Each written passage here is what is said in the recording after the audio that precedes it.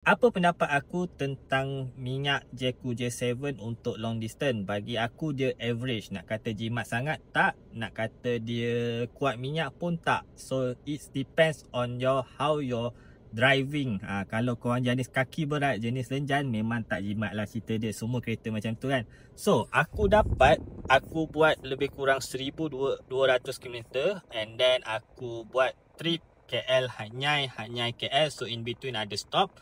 So aku dapat average 11.2 km per liter. So bagi aku is not bad dengan kereta SUV dan enjin dia 1.6 turbo, dengan berat dia lebih kurang 1 tan macam tu. So bagi aku dia average lah. Nak kata parak sangat tak, nak kata dia jimat pun tak.